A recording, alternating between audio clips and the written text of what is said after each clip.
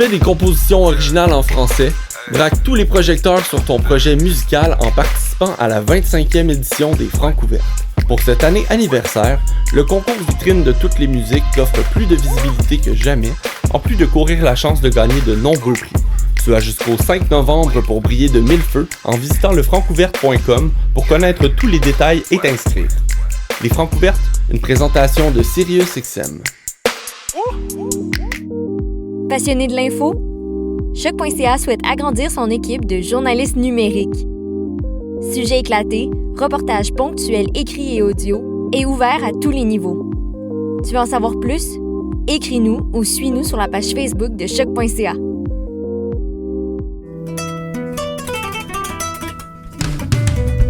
Le Festival international Nuit d'Afrique présenté par TD vous donne rendez-vous du 27 septembre au 31 octobre.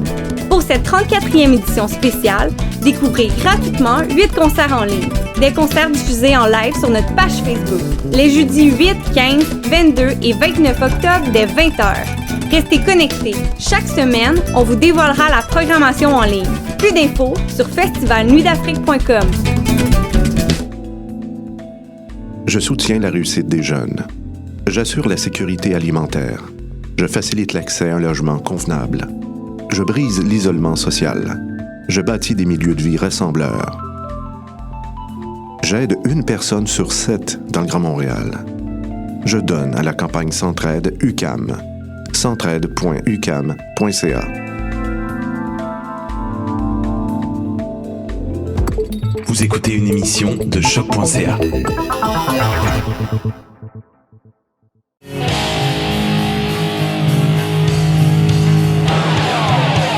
Aujourd'hui, sur le Clash, on reçoit Jay Épinard.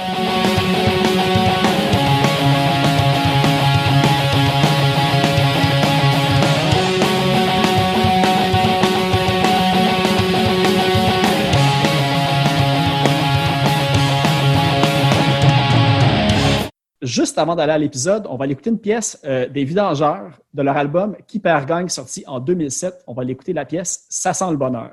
Bienvenue chez McCafé, puis-je prendre votre commande? Il faut nettoyer tous mes tuyaux. 100 kilos en trop et pas d'abdos. Des tonnes de gâteaux, j'en mange ben trop. Moi je préfère McDo, un autre trio. Alors je mange des beignes à toutes les semaines. Avec des poutines, extra fromage. Aveuglé par le sucre à crème. Je réalise, tiens, je bois plus ma graine.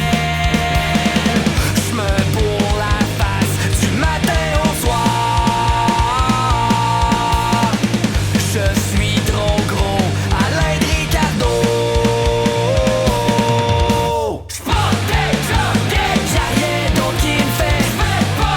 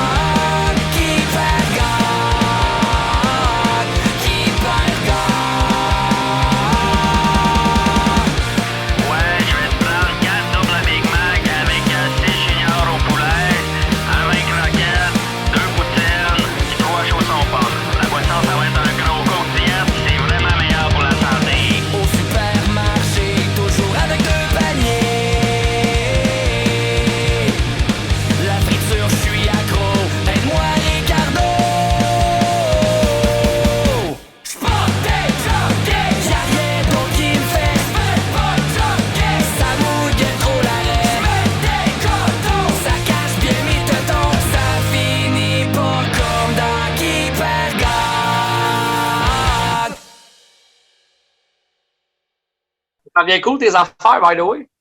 Ouais, ben ça progresse bien. Sauf que j'ai fait l'erreur cette semaine de regarder mes écoutes puis mes downloads, dans le fond. Puis on dirait que ça m'a comme déçu un peu. Mais je sais pas à quoi m'attendre non plus. C'est ça, c'est bizarre, ça varie entre 100 et 600 écoutes par épisode. Ben, c'est bon. Ouais, mais c'est ça, j'ai comme pas d'autres comparables. Puis tu sais, je vois comme les autres podcasts qui roulent. Je sais pas, tu sais, je veux dire, je le fais. J'aurais 2 écoutes, je le ferais quand même, tu sais. Fait que... Mais ça, il y a plein de monde que je connais qui disent qu'ils ont plein de followers puis que ça marche bien leur podcast puis il y a 35 écoutes. Là. Fait que ça, c'est bon. Je vais prendre ça comme je vais me rassurer. Mais anyway, je me suis dit, même s'il y avait personne qui l'écoutait, je continuerai à le faire de toute façon. Tu sais, mon but, c'était j'allais dans les shows puis je parlais aux bands. Je me suis dit, il y a tellement d'autres trucs en arrière de juste, disons, le band que je vois en ce moment live devant moi. Tu sais, souvent, le monde, ils ont 10 autres projets où ils font d'autres trucs. C'était comme un petit peu ça le but de creuser en arrière pour mon plaisir personnel. Puis s'il y a du monde qui écoute, c'est parfait. Là. Fait que... Ben, c'est cool. À un moment donné, j'ai fait un podcast. Je me souviens pas avec qui. C'était quelqu'un qui débutait puis il dit, pour vrai, j'ai genre 20 écoutes par épisode. C'était Nick a un podcast. Je sais pas si tu connais mais je l'ai écouté, ouais. Il disait, au début, il n'y avait pas beaucoup de followers. Puis là, il me disait, veux-tu faire quand même le podcast avec moi puis parler de Music for Cancer? Puis j'avais dit oui. En tout cas, finalement, on parlait de Simple Plan dans le podcast. Puis, tu sais, s'il y a bien un des bands au Québec que je bâche pas, c'est eux, même si ça serait facile de le faire. Puis ça s'est donné que Simple Plan s'en allait en tournée en Europe. Puis on demandé à Nick de leur envoyer tous les podcasts qu'ils ont fait ensemble. Ah ouais? Fait que là, le mien, il s'est retrouvé là-dedans. Puis là, ils m'ont appelé pour me dire « Hey, c'est cool que malgré qu'on soit plus punk, tu nous dénigres pas parce que c'est trop facile. Puis il y a plein de monde qui le font. » J'ai fait comme « Wow! Pour vrai, le monde, il vous dénigre. » Tu sais, moi, je les connaissais pas personnellement avant que ça arrive. Maintenant, j'en connais une couple plus personnellement. Puis j'ai trouvé ça, j'ai dit crime, un petit podcast que je m'attendais à rien est allé jusqu'à eux. Fait que, tu sais, on sait jamais. C'est des fois, là que ça se peut. Là. Ben ça, tu sais, comme Simple Plan, c'est comme la cible facile à bâcher dans le punk, comme on bâche Nickelback, dans le fond.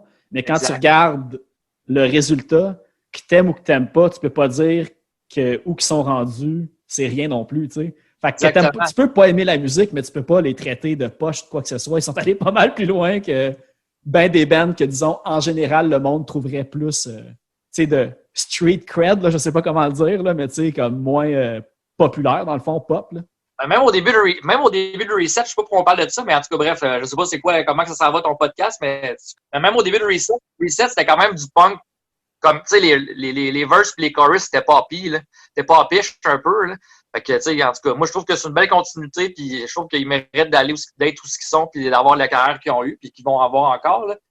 Ils l'ont pas volé non plus, là. Ils ont poussé pour faire ça, là. Ils ont mis le plan en place, puis ils sont allés, tu sais. Fait que... Exact. Fait que c'est ça, ben, dans le fond, gars, on peut passer au sujet évident. Ça fait déjà un petit peu de temps qu'on s'échangeait puis qu'on essayait de se pogner un petit peu pour cette entrevue-là. Puis c'est facile de se parler aujourd'hui parce que tu es malheureusement moins occupé ces temps-ci. À cause qu'au moment où on se parle, il y aurait eu dans les semaines un peu avant la 10e édition du Music for Cancer. Toi, de ton côté, tu l'as vu venir avec les autres. Tu es comme un des derniers un petit peu dans la saison. Comment ça s'est passé, toi, dans... En fait, on s'était donné un deadline. Quand on a vu que le Poudza avait annulé, le Red Bridge avait annulé, puis les autres, après ça, le 77 n'avait pas, Heavy Montreal, on s'était donné un deadline jusqu'à la fin juin pour voir si on continuait ou on continuait pas cette année. Puis, mais bien avant ça, on s'était dit qu'on mettait la clé dans la porte pour cette année, mais on était comme... On cherchait des solutions. On voulait pas faire des shows virtuels comme tout le monde faisait. On voulait pas faire un show de ciné-parc comme ils ont fait aux États-Unis.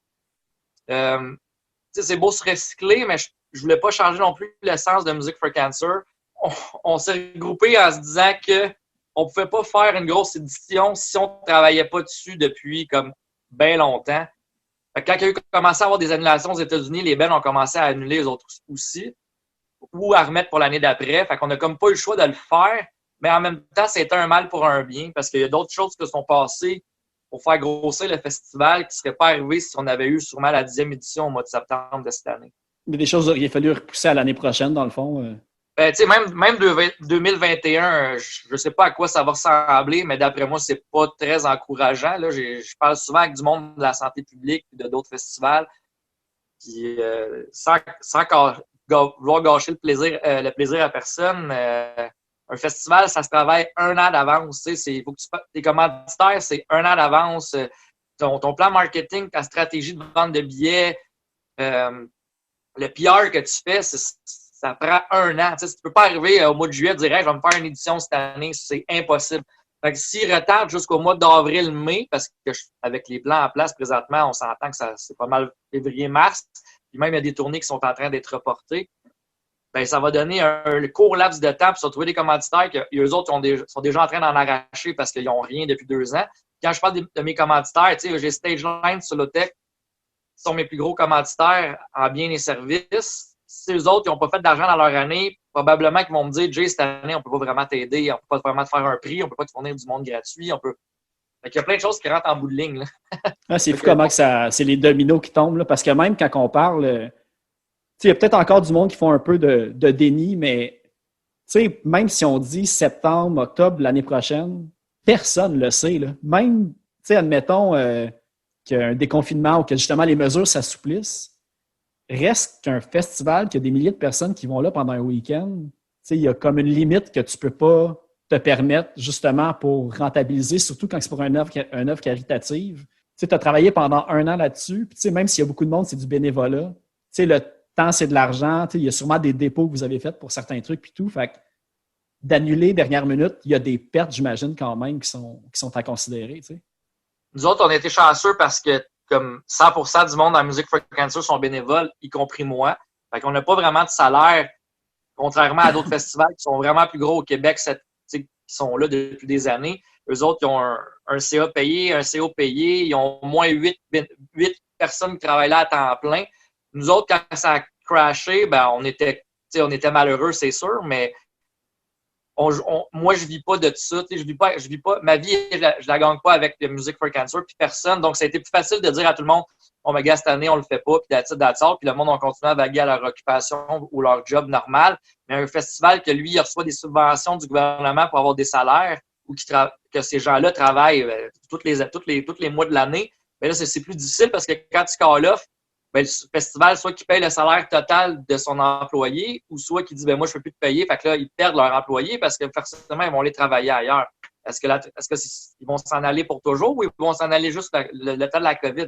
Il y a plein de questions qu'il faut se poser. Mais nous, on est chanceux. Autant nos avocats, autant nos notaires, les comptables, c'est tout du monde qui travaille gratuitement. Fait qu'on a un peu la chance de pouvoir dire, bon, mais regarde, cette année, on call quit puis on focus sur 2021. C'est vrai, je n'avais pas pensé à ça, par exemple. Le fait, là, on parle beaucoup que les salles de spectacle, les festivals, les employés de sécurité, ceux qui montent les scènes, c'est tout du monde qui écope en ce moment. Mais un coup que tout va redémarrer 100% normal, probablement, soit qu'ils vont avoir peut-être de la misère à retrouver des gens, donc ils vont être obligés d'offrir un meilleur salaire pour attirer des gens pour faire ces choses-là. Ça va coûter plus cher au festival. Ça fait vraiment boule de neige, là, puis... je me demande vraiment comment, quand tout va redevenir à la normale, à quoi ça va ressembler. Moi, je connais beaucoup de monde qui sont dans l'industrie, qui sont retournés travailler dans les restaurants ou les McDonald's.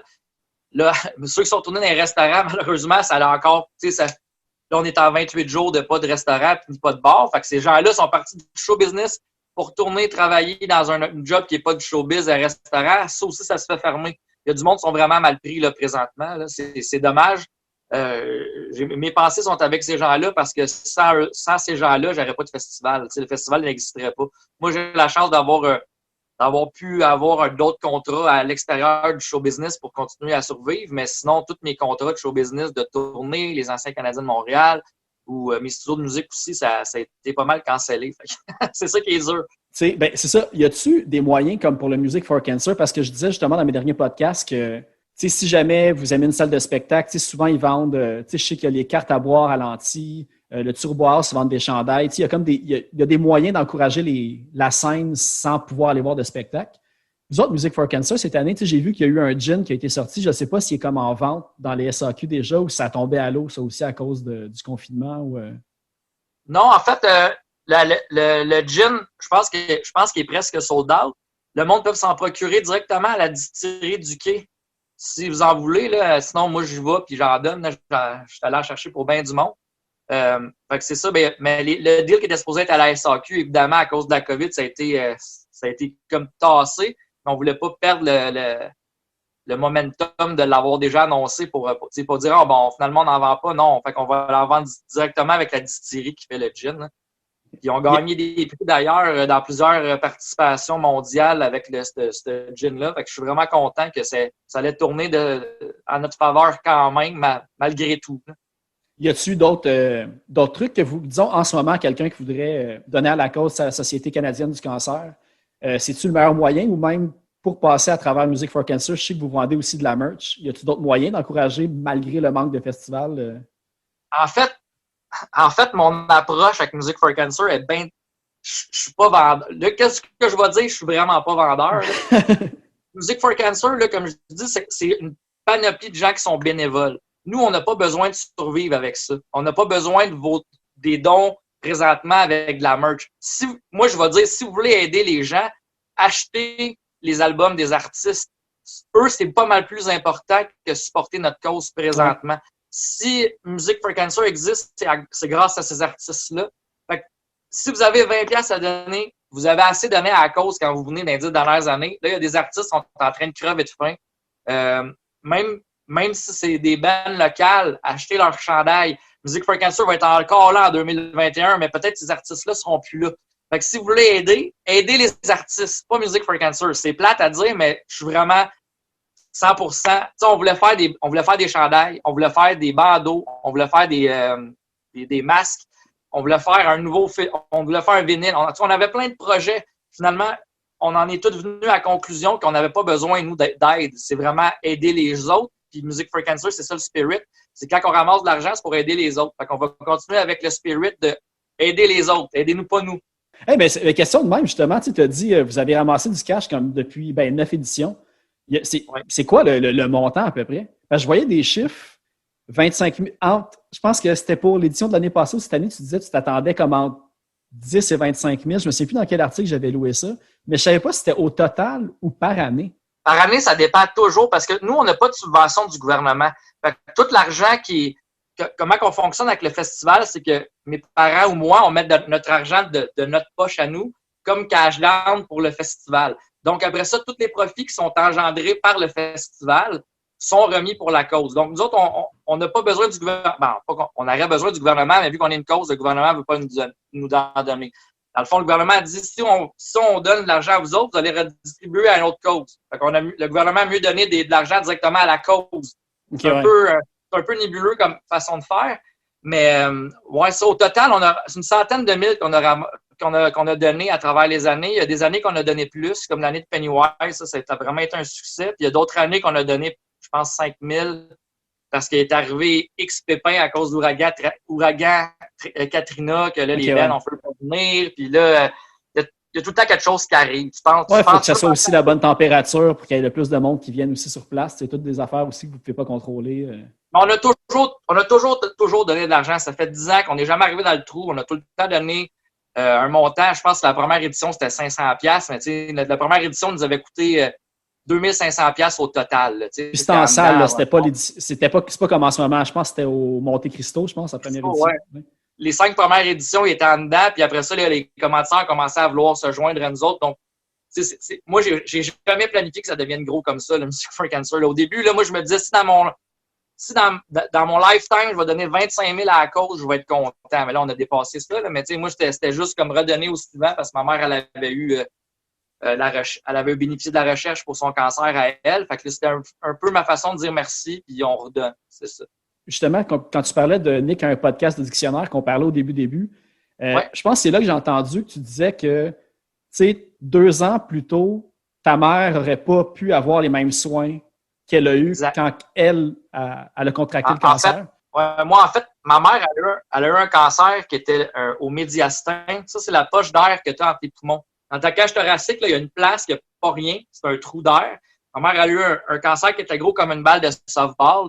Elle pesait 78 livres. C'était littéralement une momie qui avait des aiguilles dans la peau pour essayer de l'hydrater. Fait que 2 ans auparavant, le traitement qu'elle a eu, ça n'existait pas. Nulle part. C'est un essai qu'ils ont fait sur elle.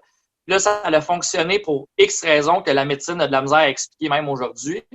Puis, plusieurs années plus tard, ben là, ça fait 13 ou 14 ans qu'elle est en rémission, puis encore là, la science ne l'explique pas. La femme de Anthony Calvillo des Alouettes de Montréal a eu le même cancer que ma mère. Ça s'appelle un cancer au médiastin grade 4. Quand tu es grade 4, normalement, tu es en fin de vie. Là. Ah ouais, OK, Kim. Ouais, tu es en fin de vie. Il n'y a plus rien à faire. Elle avait 100% de chance de ne pas passer au travers. Puis la femme d'Anthony Calvillo aussi, elle a eu ce traitement-là que ma mère, elle a été la première à expérimenter. Fait qu'aujourd'hui, ils sont capables de donner ce traitement-là à d'autres personnes, mais le gage de succès, il n'est pas à 100%. Moi, ma mère, elle a été chanceuse, puis la femme d'Anthony Calvillo aussi, mais c'est pas digne de succès. Fait que c'est un peu jouer à roulette russe avec un traitement. Des fois, ça marche, des fois, ça marche pas, mais la médecine ne l'explique pas non plus. Oui, mais de toute façon, c'est avec justement les fonds pour la recherche que des méthodes comme ça aussi se peaufinent. Tu sais, il faut être aussi fier que ça a été développé. Je pense que le traitement a été développé au Québec pour ce cancer-là précisément. Ça, honnêtement, j'en ai aucune idée. Je sais que quand que je donne pour la recherche, c'est l'Université McGill qui en bénéficie. Ça, je le sais. Parce que je voulais que l'argent qu'on ramasse au Québec reste au Québec. Mais le nom du chercheur ou du scientifique qui a trouvé ou le médecin, je ne le sais pas. OK, c'est peut-être ça que j'ai entendu d'abord. Parce que j'avais McGill en référence, mais ça ne veut pas dire que c'est eux autres qui l'ont développé, mais qui... Nous, on donne à eux. Nous autres, on donne à eux pour que ça reste au Québec. Là. On ne voulait pas ramasser de l'argent et donner ça en Ontario ou une autre province canadienne. Là. Pas que je les aime pas, mais je veux dire, c'est quand même les Québécois qui se ramassent à Music for Cancer. Fait qu'on va redonner ça pour les Québécois. Mais nous autres, on a changé aussi notre vocation là, dans les 2 dernières années. On ne fait pas juste donner à la recherche non plus. On aide les gens spécifiquement. Donc, si on a quelqu'un dans notre entourage ou dans une fondation qui nous appelle pour dire que la personne, elle habite à Mont-Laurier puis elle veut avoir un soin qui est à Sainte-Justine, ça leur coûte, mettons, 150 $, de gaz plus loger, donc un 350 $. Ben nous autres, on va prendre le 350 $ puis on va leur payer. Mais là, on a eu tellement d'appels pour ça que maintenant, on fait affaire avec des fondations d'hôpital qui peuvent nous certifier que la personne qui appelle, c'est pas une fraude ou quelqu'un qui voudrait genre 350 $. Ah ouais. On demande des preuves. Oui, c'est ça que j'ai vu. Vous avez comme une espèce de comité, justement, qui décide à chaque année. Tu sais, c'est pas nécessairement la même cause à chaque année ou la même association. Fait qu'à chaque année, vous décidez à qui vous allez donner précisément, peut-être. Ben, la Société canadienne du cancer, ça a été eux pour les 9 dernières années. Ma mère, suite à son cancer, après, elle s'est fait engager pour aider l'aide à la communauté avec la Société canadienne du cancer. Donc, je ne me voyais pas remettre ça à une autre compagnie ou une autre société qui font des recherches que eux. Là, avec le COVID, ma mère est en pré-retraite, donc elle ne travaille plus là. Mais on a décidé quand même de continuer à donner de l'argent pour la recherche. Là, cette année, on n'avait pas décidé pour le 2020 parce qu'on n'a pas eu, mais 2021, c'est soit la Société québécoise du cancer, soit la Société canadienne, soit Charles Bruno. Charles Bruno sont très proactifs, puis ils sont très... tu nous donnes de l'argent, on nous donne de la visibilité. Ça, j'aime beaucoup ça. Puis il y a plusieurs fondations d'hôpitaux aussi qui voudraient avoir nos dons, mais tu sais, en échange, je veux vraiment savoir où est-ce que mon argent que je donne va. Ben, je dis mon argent, mais c'est l'argent du monde qui sont venus à Music for Cancer. Là. OK. C'est ça, ben, tu sais, à l'origine, tu sais, j'ai écouté pas mal comme les podcasts et les entrevues que tu as faites dans les journaux. À l'origine, toi, je pense que c'était comme à l'Institut Trébas, puis tu avais créé un projet pour faire le festival, avant même la compilation, je pense. Oui, en fait, j'étais allé, moi, pour faire une histoire courte, j'ai joué au hockey toute ma vie. De 10 ans à 23 ans, j'ai joué au hockey, j'ai joué dans des hauts niveaux, j'ai été repêché au hockey tout. Puis le cancer à ma mère a fait que j'ai fait le choix d'arrêter pour m'occuper d'un peu de ma mère. Mais finalement, j'ai pris ma retraite parce que dans ces années-là, l'Internet n'était pas comme aujourd'hui. Les chances que quand tu arrêtes, moi, j'avais pas d'agent, puis les vidéos, c'était pas comme va voir sur YouTube, tu vas voir mon joueur est là. En 2003, 2004, ça n'existait pas vraiment. Fait que je me suis retrouvé un peu devant rien. Fait que j'ai retourné à l'école. Je savais pas vraiment ce que je voulais faire parce que moi, dans la vie, j'étais un joueur de hockey. Puis j'ai été à l'Institut Trébas. Je sais pas si j'ai le droit de dire ça, mais j'ai vraiment pas aimé ça. Fait que si le monde qui veut aller à Trébas, ça allait pas là. Puis mon examen. Tu vas pas être le premier qui dit qu'il n'a pas aimé aller à l'école. Fait que t'es correct. Non, mais c'est pas à l'école. C'est de payer 25 000 $ pour un cours. Ouais. Finalement, t'aboutis à rien.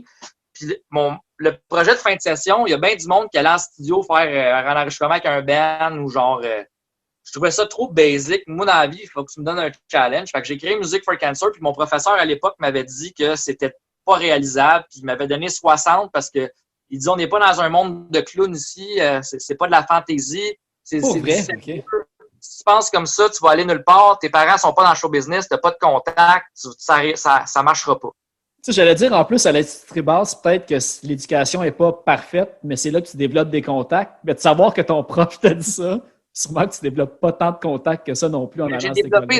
J'ai développé zéro contact là-bas. J'ai utilisé personne après. Il n'y a rien. Tu sais, le gars qui nous montrait le solfège, ça me servait à rien dans la vie. Puis le gars qui nous montre la théorie musicale non plus. L'enregistrement, oui, ça m'a aidé pour des projets personnels, mais ça m'a pas aidé à monter Music for Cancer. Tu sais, puis eux autres, ils te vendent un rêve de dire hey, viens à Trébasse, on va donner tous les outils nécessaires. Mais non, ils font pas ça. Il faut vraiment que tu sois quelqu'un qui est autonome, puis qui voit de l'avant, puis qui fait son chemin par lui-même, en étant poli, respectueux, puis en ouvrant des portes, parce que les autres, en tout cas, nous autres, ils nous ont pas aidés. Puis, on a commencé, on était 17, on a fini, on était 4. Là, fait que je l'ai fini parce que j'avais payé, mais sinon, c'est pas ça qui m'a permis de faire Music for Cancer. C'est vraiment de m'avoir cassé à la gueule à bien des étapes qui me menaient à ça, puis bien de la chance, parce qu'il y a bien des commanditaires qui croyaient en ce que je faisais, puis que moi, j'y croyais peut-être même pas autant qu'eux autres croyaient en moi. Fait que j'ai été chanceux là-dedans. T'as-tu eu des nouvelles du professeur dans les dernières années qui t'a dit « Oups, excuse moi Ouais? Oui, à la 6e année, après Mélanie Collin, quand ça a été... on a passé de 900 personnes à 5000 personnes là, de la 5e à 6e année. Je suis allé le voir à l'Institut Trébasse. Je ne vais pas nommer son nom parce que c'est pas du bashing que je veux faire. Là. Oh, ouais, mais je suis allé le voir puis j'ai dit « Tu te souviens-tu de moi? » Il dit, tu te souviens-tu de moi? Il a dit non, qu'il ne se souvenait pas de moi. Je fais, c'est pas de problème, mais tu m'as tellement démoli que si j'avais eu un tempérament genre de merdique où j'avais pas eu une certaine confiance en moi, j'aurais jamais rien fait. J'aurais payé 25 000 $ dans le bar. Je dis merci parce que tes mots de marde m'ont donné le courage de prouver que je serais capable de le réaliser. Puis je l'ai fait, mais ça serait faux de dire que quand je suis parti de Trébasse, je savais que ça serait un festival de 10 000 personnes. Ça serait très faux. Là. Moi, je voulais juste faire un album compilation avec c'était ça. Là. C'est un album compilation de parler avec du monde connu puis de sortir ça. À la base, c'était ça. Là. C'est à cause du Vans Warped Tour que Music for Cancer est devenu un festival. C'était ça. Ouais, mais c'est ça, j'ai vu parce que j'ai vu qu'un peu la compilation a super bien roulé. Il y a même, je pense que ça a fini par être distribué par Québécois quand ils ont vu que ça roulait bien puis tout. Vous avez eu, je pense qu'il y a NoFX, Tony Sly, Joey K, Pleasant Jake, Big Wig, Mélène puis Ten Football aussi. Fait que il y a vraiment plein de gros noms qui ont embarqué. Ouais. Fait que, c'est ça, fait que toi, mais ça aussi, c'était pas voulu, là. C'était pas. Dans ce temps-là, j'ai contacté en 2000. Quand on a fait la compilation, on l'a sorti en 2009. Mais moi, j'ai commencé à contacter des bands en 2007. Mais moi, là, je viens pas de la scène locale. Là. En 2007, je connais. J'ai 20. Je sais pas quel âge j'ai. En tout cas, j'étais jeune, mais moi, j'avais joué au hockey toute ma vie. Fait que j'arrive là, je suis pas dans la scène. Je connais même pas Solid Back ou les bands de base. Là. Je connais à rien.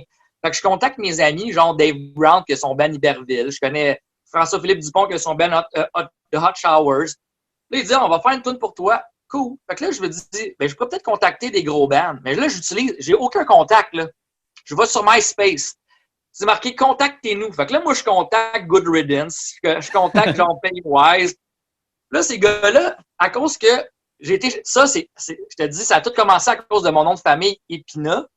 Le monde, il pensait que j'étais Jay de Epitaph Record. OK, ouais. Fait qu'il me répondait.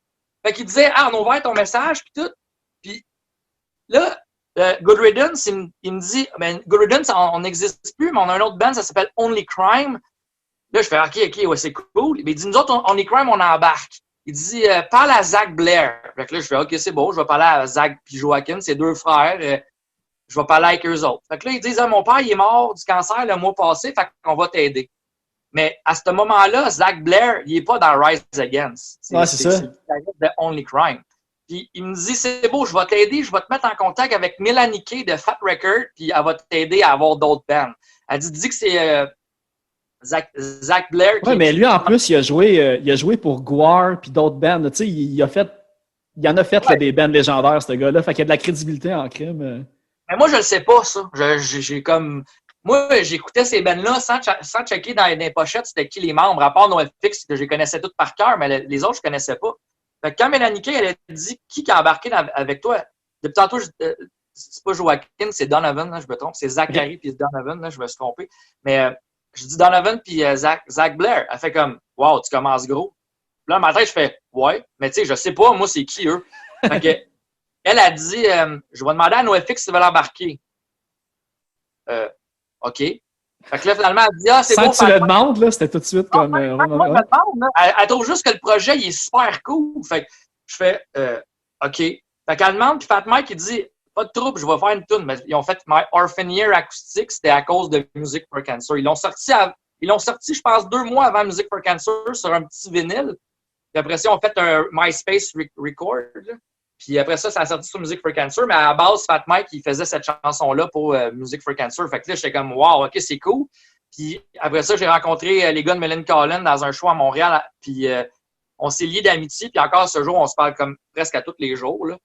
Fait que ça a été mes 2 coups d'envoi. C'était NoFX et Millencolin. Après ça, moi, je fais Google, je marque distribution. Là, je me suis retrouvé avec 250 chansons de bands à travers le monde, autant des connus que des pas connus, autant des locales que des internationales. Puis là, j'ai dit, OK, c'est beau, je vais faire un CD, je fais ça comment? J'ai aucune idée. Moi, dans la vie, là, je sais pas comment faire ça. J'ai juste un projet dans ma tête. Fait que je Google distribution CD Québec, ça me sort Québécois. Moi, je les appelle. Allô, je m'appelle Jay, j'ai un projet à vous présenter. Il dit, pas de problème, viens me voir. Christian Breton. J'y parle encore à ce jour, il m'a aidé récemment. Je te dire que le monde, des fois, il reste petit. Là. 13 ans plus tard, il m'a aidé encore. J'arrive dans la salle d'attente de Québécois. Il y a Marie-Hélène Thibert et Annie Villeneuve entre moi. Puis là, il me demande, il me dit, t'es un artiste? Là, je fais, non, moi, je suis juste un nobody. Là, on parle de 2011, dans le temps de Star Academy 1. Oh, oui. Là, je fais, non, moi, je suis juste un nobody avec une idée. Elle fait, si t'es là, ça doit être important. Puis dans ma tête, je fais comme, non, je veux juste des renseignements.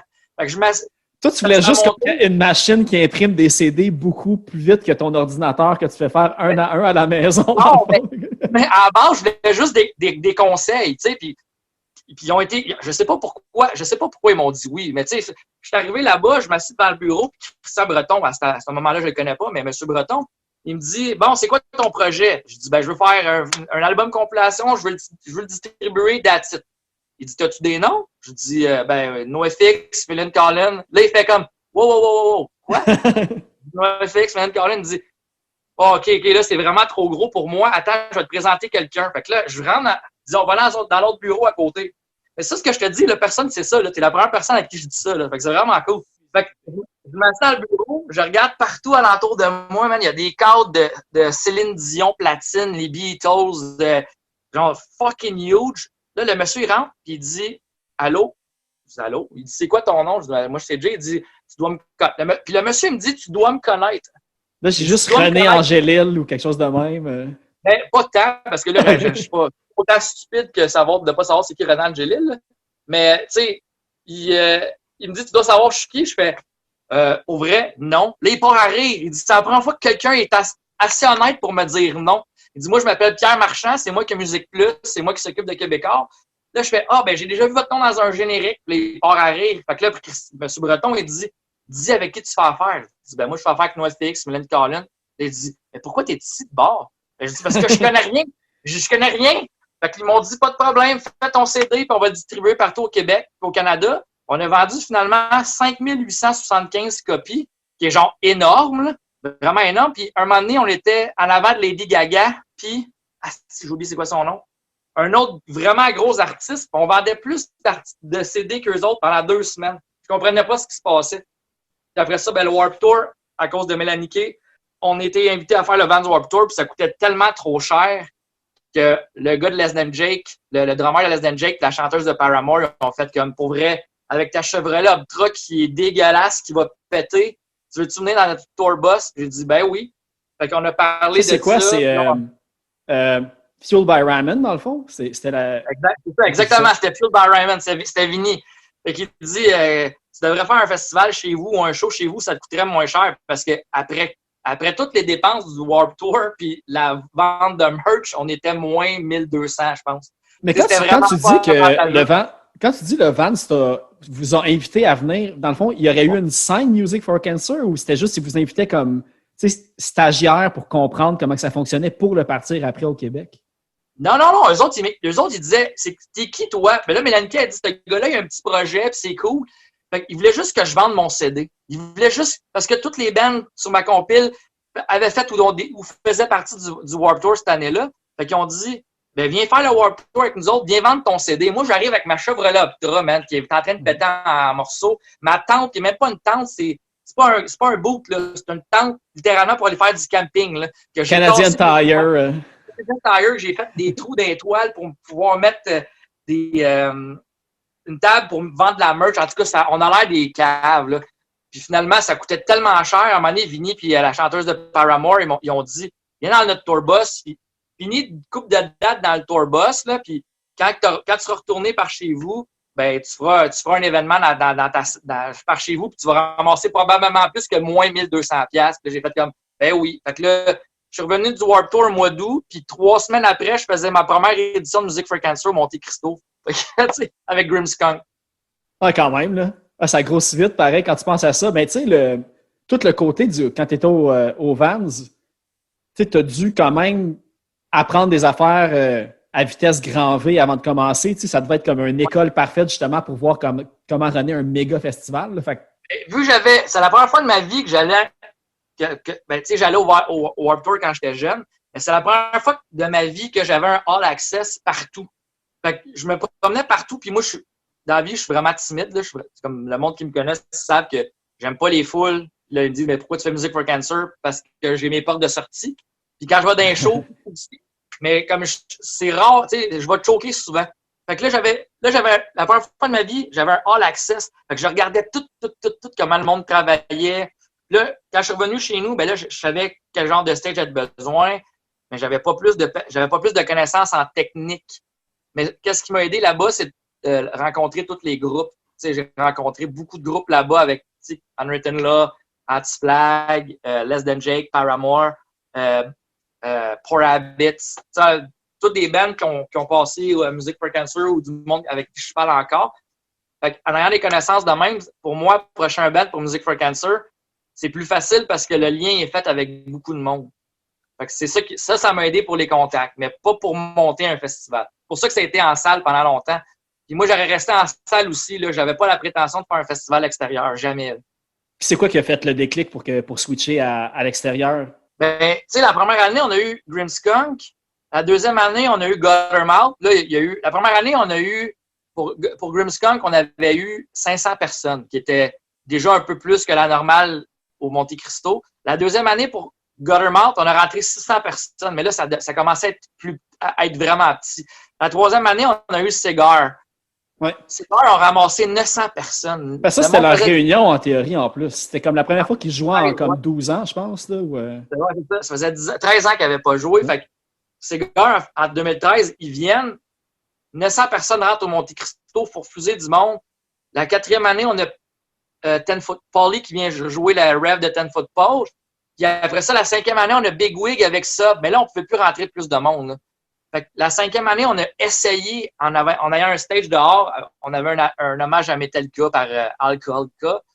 Puis on a ramassé 2500 personnes en annonçant rien nulle part. Là. C'est juste le bruit bouche-oreille. Là. Fait que la sixième année, ben là, c'était Millen Collins. Puis là, Millen Collins, ça faisait une couple d'années qu'il disait « Jay, on va venir jouer en dedans pour toi, de chez vous. Tu sais, fais juste nous payer telle affaire, puis on va venir jouer. » Puis là, j'étais comme ah non, je peux pas faire venir Millen Collins au Monte Cristo, là, c'est ridicule. Là. Fait que pendant 4 ans, j'ai dit non à Millen Collins, non, je suis pas prête. Puis en la sixième année, ben là, toutes les choses ont été en place parce que la cinquième année, Solotech Stageline était venu faire des tests, puis là, ils nous avaient fourni un stage gratuit, puis là, c'est sûr maintenant, on paye des choses, là, mais ça a décollé parce que Stageline puis Solotech a embarqué parce que je savais même pas comment faire ça. Là, après ça, ben là, il y a Mathieu Couture puis Dominique Morin qui ont rentré dans Music for Cancer, puis eux autres, ben, ils font tous les plus gros shows et les plus gros festivals au Québec. Fait que là, j'ai l'expertise des meilleurs avec moi. Là, fait que là, maintenant, j'ai une équipe de gens qui sont tellement solides que je vais leur donner tout le bénéfice et tout le crédit des festivals depuis 2016 parce que c'est eux qui ont fait. Moi, j'avais les contacts pour faire venir les bands, mais j'avais pas les ressources pour faire le spectacle en tant que tel. C'est tous eux autres qui l'ont amené. Fait que c'est le crédit, ils vont tout à eux autres.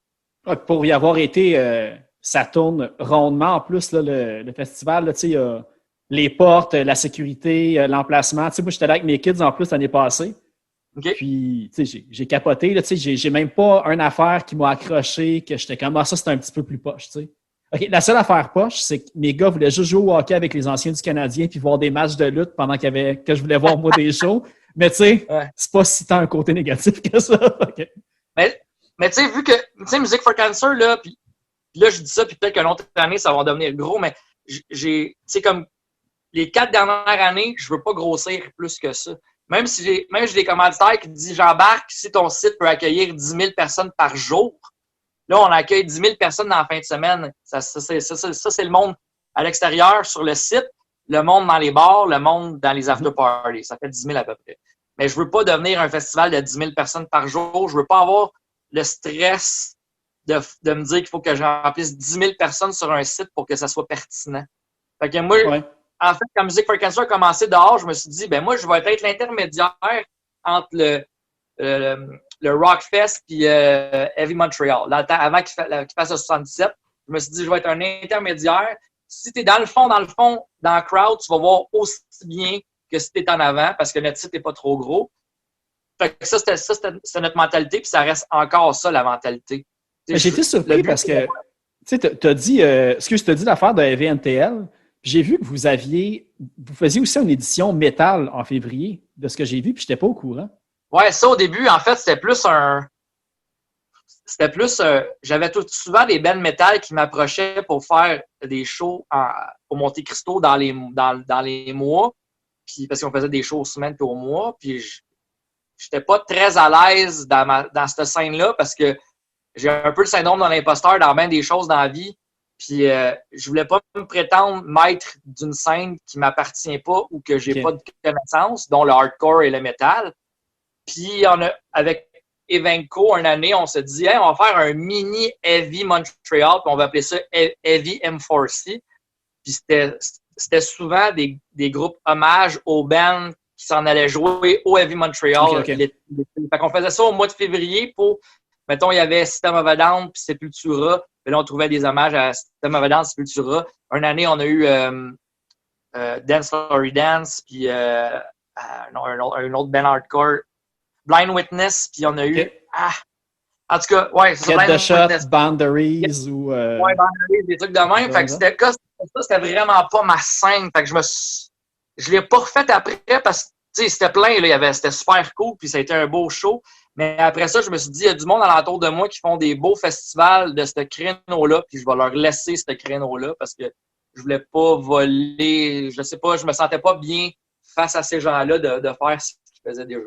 Okay. Ben, j'ai vu aussi, parlant d'édition unique, il y a eu une édition ou un show en France aussi. Je sais pas si c'était à Paris, mais vous avez fait un show en France, Music for Cancer.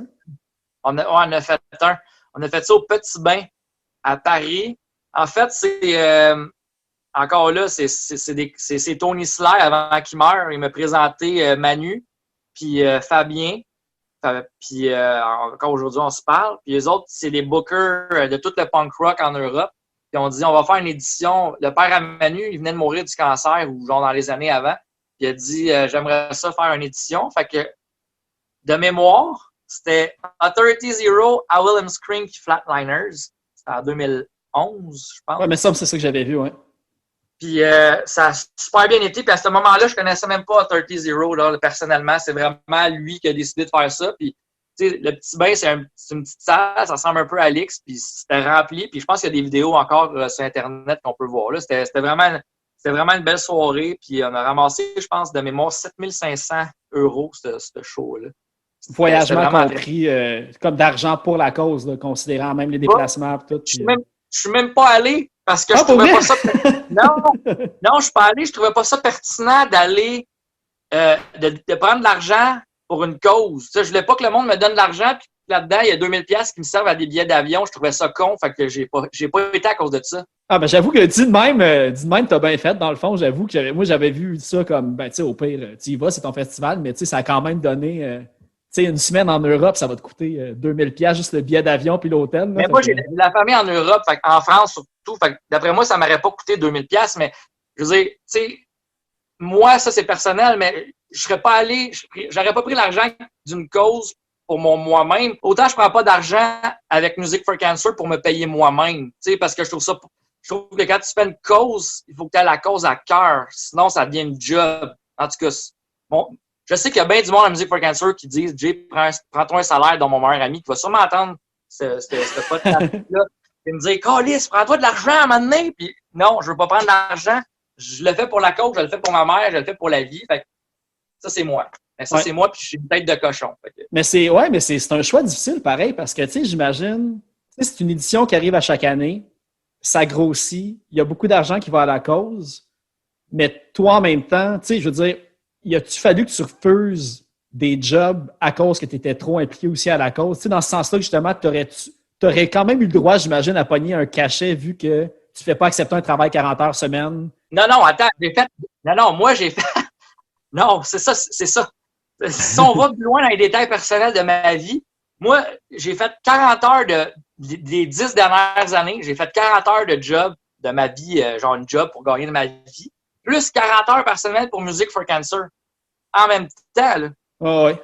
Si j'avais été payé toutes les heures, aujourd'hui, je serais riche. Mais j'ai pas été payé pour toutes mes heures. Fait que, puis des fois, il y a des semaines, tu sais, au Monte Cristo, je faisais 7 sur 7, là.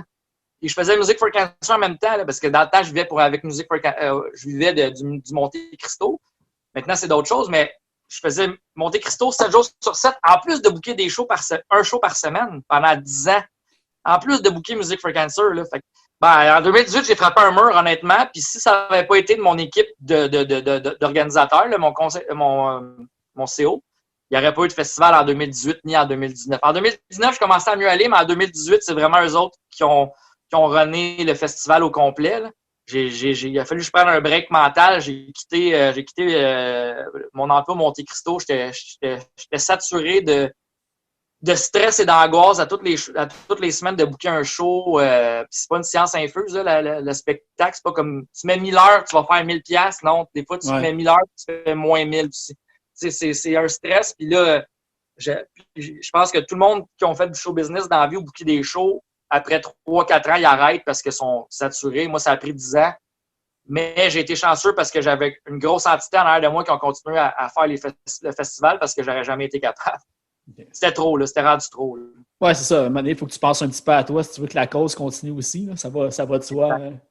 Ben regarde, on va aller écouter une pièce que tu as choisie. Tu as choisi Compter les corps. On va écouter ça, puis après, j'ai quand même une couple d'autres questions pour toi. Good.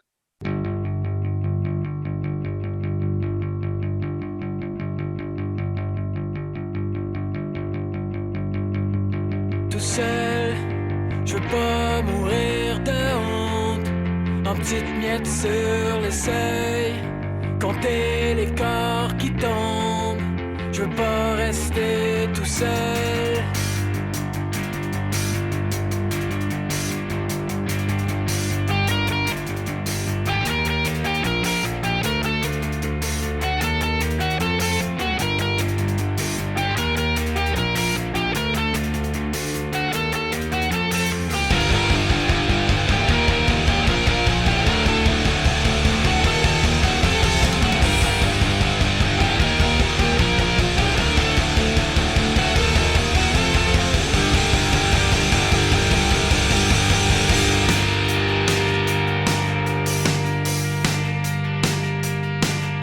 Je pensais que les mensonges faisaient mal, mais la vérité est encore pire.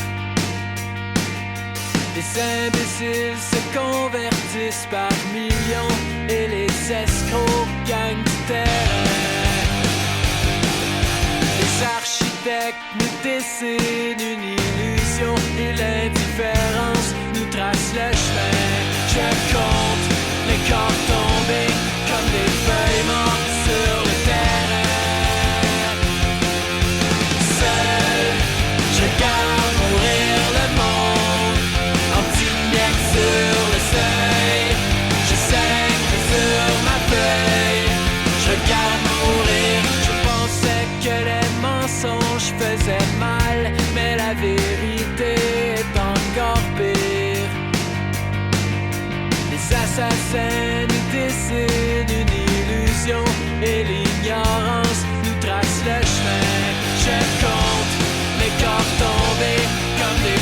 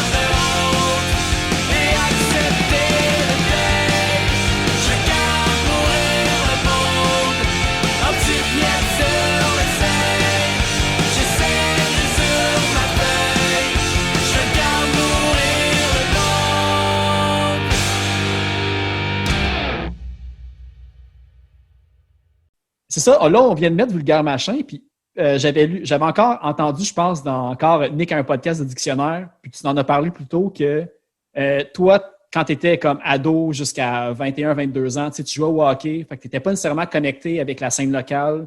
Tu écoutais du punk, mais tu connaissais pas ce qui se faisait nécessairement comme dans les petites salles puis tout. Toi, c'est quoi les premiers bands du Québec que tu as fait comme OK, wow, là, tu sais, il n'y a pas juste Fat puis Épitaphe dans le fond, tu sais? Ben, en fait, j'ai été connecté avec la musique du Québec avant les autres bands. Quand j'étais en 5e année, mon meilleur ami s'appelait Gabriel Garouli. Puis, il a comme passé de skater à prep. Tu sais, dans ce temps-là, là, c'est skater à prep. Puis là, il y avait plein de cassettes. Puis il dit, Jay, t'es veux-tu, je t'ai vends. Pour 20$, t'as toute ma collection. Fait il m'a donné du No Fun at All. Il m'a donné du My Big Wheel. Il m'a donné Reset. Fait que moi, mes premiers bands, là, c'est My Big Wheel puis Reset. Puis, tu sais, Reset, c'est devenu Simple Plan. C'est pour ça que j'en parle tout le temps positivement parce que c'est Reset qui m'a fait découvrir le punk. Puis, My Big Wheel, ben, tu sais, mon meilleur ami Marco, ou un de mes meilleurs amis Marco, il a joué à My Big Wheel. Fait que, tu sais, c'était même pas voulu, là. Je l'ai su, genre, des années plus tard. J'ai rencontré Marco bien plus tard, là. Fait que moi, c'est ça. Mes premiers bands, c'est ça. Reset My Big Wheel. Ça a été mes premiers bands québécois. Puis après ça, ben, No Fun at All, Ten Football, Heavy Petting Zoo, NoFX. Là, j'ai commencé à tomber là-dedans. Puis en 99-2000, là, j'ai tombé dans la scène. Puis à quel moment, dans le fond, parce que là, toi, quand tu étais plus dans le hockey, est-ce que tu chantais déjà ou jouais de la guitare? Tu pratiquais-tu déjà dans l'instrument? Pas à tout. Fait que toi, ça a tout commencé, tu étais dans vingtaine. Là, Ah, ouais. En fait, mon frère, c'est un guitariste exceptionnel. Puis mon père, il sait jouer de la guitare aussi. Mon frère, c'est vraiment surdoué là-dedans. Puis encore aujourd'hui, c'est un surdoué. Puis mon père, ben, fait que j'ai tout le temps grandi avec la musique. Puis, tu sais, pourquoi j'aime autant la musique? Quand j'allais dans les tournois de hockey ou dans les games de hockey, mon père était là 100% du temps. Puis dans l'auto, au début, quand j'étais plus jeune, c'était les Beatles qui jouaient. Il y avait Joe Satriani. Il y avait Ted Nugent. Ne jugez-le pas, là, pour ça. mais c'est ça, c'était la musique de même. Fait que c'était de la musique qui était faite avec guitare, drum, bass, puis de la voix. Fait que moi, quand la passe rap que tout le monde a eu, moi, je l'ai jamais eu parce que j'écoutais encore du vieux Joe Satriani ou du The Doors ou Pink Floyd. Puis là, quand mon ami m'a donné ses cassettes, ben là, je commençais à mettre les cassettes dans l'auto avec mon père. Puis là, c'est mon père qui a commencé à triper sur le punk rock. Fait que là, je faisais des mix de cassettes. Là, on a découvert Metallica, puis avec le Black Album. Puis là, on se faisait des mixtapes de cassettes. Puis là, il disait, ça, c'est bon, puis ça, c'est bon, puis ça, c'est pas bon. Puis fait que ma musique, c'était ça, avec mon père, dans l'auto. Ah, c'est fort en crime, pareil. Puis en plus, c'est ça, tu sais, là, j'avoue que ça me surprend que tu as commencé quand même juste dans la vingtaine à devenir comme plus, tu sais, musicien. J'essaie de retracer comme ton premier projet musical que tu as fait. Puis le plus loin que j'ai trouvé, c'est The Major Breakdown. Ah non, il y a de quoi avant ça! Mais attends, mais c'est ça. Fait que là, mon autre question, c'est que j'ai vu... C'est ça, des fois, il faut comme j'assume des affaires quand que je vais sur Facebook puis je vois du monde commenter. Puis j'ai vu à un moment donné que tu as commenté un flyer. Je pense que c'était un ancien band de Cal Bullets. Puis il y avait genre un band qui s'appelait Cod Liver Oil puis d'autres choses. Puis j'avais l'impression que tu parlais que c'était un de tes bands sur ce flyer-là. Oui! Pour oui! Ah, cool, yes! Cod Liver Oil, c'était mon premier band. Puis on sort encore aujourd'hui, 20 ans plus tard. Ben, pas 20 ans plus tard, peut-être 15 ans plus tard. J'étais pas bon, là. Ah, j'étais pas bon. Une chance que j'avais mes amis qui étaient bons. Moi, j'étais deuxième guitariste. Je commençais à jouer de la guitare. Je me trompe. Il y a bien des tunes que je jouais même pas. Je faisais semblant de jouer. Juste parce que je voulais être avec les gars. Mais ouais, Cod Liver Oil, c'était le premier projet. Aïe. C'était-tu des covers ou c'était des compos? Non, c'était des compos, mais il n'y avait pas de structure. Alexandre Tisdale, qui est encore, je trouve que c'est un très, très bon musicien, que je parle encore. Il arrivait avec des riffs, mais tu sais, on était des kids, on n'avait pas de background. On commençait tout à jouer de la musique. Je sais que notre bassiste, c'était Luc, puis lui, son idole, c'était le gars de Matt Freeman. Fait, il faisait des passes à la Matt Freeman, mais c'était décousu. Il n'y avait pas d'intro, pas de verse, pas de chorus. C'était genre, on commençait une tune, puis on finissait, puis c'est ça. C'était pas bon. Y a-tu des traces? Oui, ben oui, on a vendu. Jérôme, il travaille à Chess. T'es la première personne. J'en ai fait des podcasts, des entrevues dans la vie, OK? Mais t'es la première personne qui creuse aussi profond, là. Ah, mais pour vrai, quand tu m'as dit que oui, Cod Liver, moi, je pensais que tu allais me dire non, nous autres, c'était comme l'autre band ou non, j'ai juste vu ce show-là. J'ai demandé à Simon Pelletier, qui d'ailleurs, on le salue, un bénévole de Music for Cancer, qui nous a comme un peu mis en contact. J'ai dit, sais-tu si Jay a déjà été dans un band qui s'appelle Cod Liver Oil? Il me dit, je pense pas, ça nous a absolument rien. Puis là que tu me dis ça, je suis comme, yes! Ah ouais, ta recherche est bonne. Mais nous autres, notre chanteur s'appelait, notre chanteur s'appelait Jérôme Duchesneau, puis il était, il était chez Burger King à Blainville, OK? Puis c'était lui qui faisait tout. C'était le gérant. Puis lui, il a dit, Jay, je vais printer 100 copies de notre album. Puis à toutes les fois que quelqu'un commande de quoi, je vais mettre un album dans son sac de Burger King. C'est un génie, man, pour vrai. C'est tellement hot comme technique, là. Oui, puis, tu sais, aujourd'hui, je regarde ça, puis je fais comme, wow, c'était intelligent son affaire, mais c'était tellement pourri. Mais encore aujourd'hui, là, quand j'ai fait un post dernièrement, parce qu'on s'est tous, le 19 décembre, on s'est encore tous revus, on se voit une fois par année. Puis, il y a quelqu'un qui a dit, hey, je me souviens du CD, puis il avait encore le CD, puis il dit, il était dans mon sac de Burger King. Fait que, en tout cas, si on avait été bon, d'après moi, ça aurait été une bonne façon de se démarquer, mais là, on n'était pas si bon. Fait que je sais pas s'il y a bien du monde qui ont fait comme, ouais, votre tune. Fallait que tu tombes sur quelqu'un qui aime le punk aussi, à la base, là. Fait qu'à moi qui choisissait, qui ciblait le monde dans quel bébé. Ouais, choisissez, là, parce qu'il y a bien du monde qui ont échangé des cassettes aussi après. Tu sais, comme, Rad de The Matchup, il jouait dans Makita. Puis, lui, il a reçu ce CD-là dans un sac de Burger King.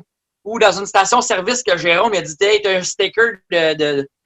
Moi, je pense plus c'est quoi le band qu'il avait. Puis il dit, je vais te donner un CD. Puis lui, il a donné une cassette de Makita. Puis c'est pour ça que Makita a joué sur Music for Cancer en 2015, je pense. Ils ont fait une réunion. Ils ont fait le Poudza aussi, je pense, en plus, cette année-là. Quand ça même. Ouais. Ça se peut. Ah, c'est cool. Fait que dans le fond, après cette band-là, j'ai vu Major Breakdown, c'est le deuxième après? Major Breakdown, là, c'était en des covers, je pense. Ouais, c'était en 2007, puis c'était... il cherchait un band pour faire un relais pour la vie à Laval. Puis c'était genre 5000 personnes. Puis mon père, il a dit « Hey, mes deux fils, ils jouent de la musique. » Fait qu'il... C'est ça. 5000 personnes, pareil. Là, fait que... Ils nous ont inscrits, puis c'est ça. Ils nous ont inscrits, puis on a joué, puis c'était correct. Là, c'était cool. Là, c'était un show de cover. Là, on avait joué 10 tunes. Là. Puis après ça, j'ai fait mon match Offspring de 2000. Ben, entre Cod Liver Oil. Non, avant. Ouais, c'est entre Cod Liver Oil puis Major Breakdown. J'ai parti un hommage à Offspring, que là, il a arrêté il n'y a pas longtemps, mais on était, je pense, 12 ou 13 ans. Ouais, mais c'est ça, j'essayais de voir, parce que c'était-tu. Parce que c'était Mota à la fin, comme la chanson, mais avant, est-ce que c'était Hot Springs aussi? J'ai comme vu 2 noms passer. Ouais, au début, c'était Hot Springs. Hot Springs, c'était avec mon frère puis deux autres amis.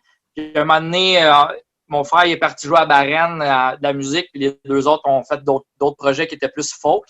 Puis moi, j'ai reparti ça avec d'autres gars que ça a été avec eux pendant 10 ans, je pense, 10-12 ans. Là. Ça, j'ai vu des vidéos, vous avez quand même fait des gros shows en plus, là, tu sais, c'était... Je me suis plugué sur tous mes shows, fait que, tu sais, c'était un peu ça, c'était drôle parce que, je sais, comme je te dis, j'ai le syndrome de l'imposteur, puis je me suis mis, comme on a fait la première partie de Ten Football, la première partie de Big Wig, on a joué avant Grimmskunk, on a fait une tournée avec Mute, on a fait toutes des affaires que, genre, ça arriverait jamais si ça n'avait pas été parce que je book des shows, là. Ouais, mais en même temps, tu sais, c'est legit, là, tu sais.